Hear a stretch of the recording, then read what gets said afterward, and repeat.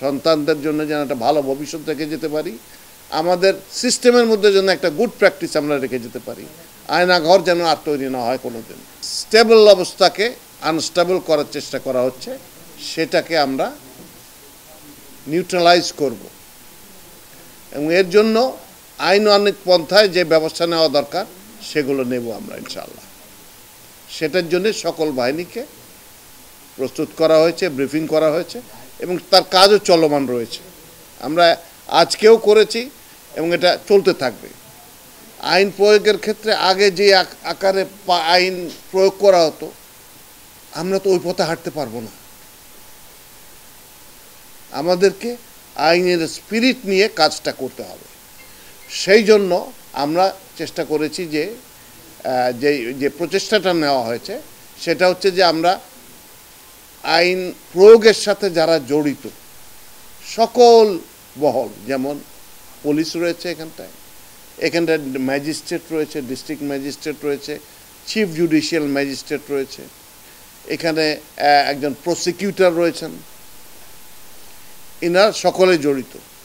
তো ইনাদের সকলের সাথে আমরা বসবো, একত্রে সবাই বসবো যে কিভাবে আমরা সুষ্ঠুভাবে আইনটা প্রয়োগ করতে পারি দেশে, উইথ স্পেশাল রেফারেন্স টু মানবাধিকার এবং পরিবেশ।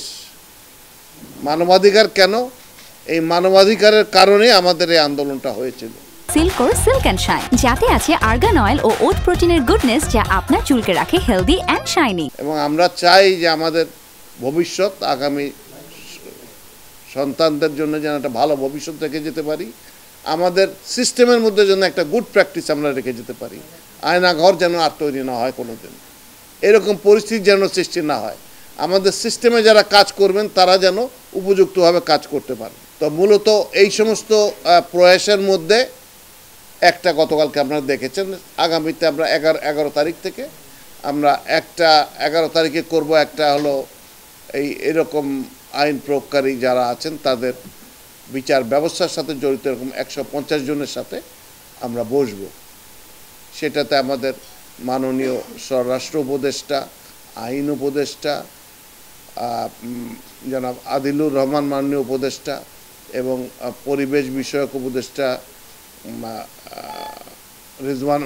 ম্যাডাম রেজওয়ানা হাসান, ওনারা থাকবেন, অ্যাটর্নি জেনারেল মহোদয় থাকবেন, পুলিশের আইজিপি থাকবেন, আমি থাকব এবং আমরা আরও যারা বিজ্ঞজনরা আছেন তাদের সবাইকে নিয়ে এগুলো দিনব্যাপী কর্মশালা করছি, যাতে আমাদের কাজগুলো আরেকটু যৌথভাবে সুন্দরভাবে যায়। একটা 11 ফেব্রুয়ারি একটা কর্মশালা প্লাস মাধ্যমিক সাবজেক্টটা ওই যে আইন প্রয়োগ বিষয়ে মানবাধিকার ও ওই এক্স্যাক্টলি আরেকটা কি ও পরিবেশের উপর গুরুত্ব আরোপ সহকারে আইন প্রয়োগ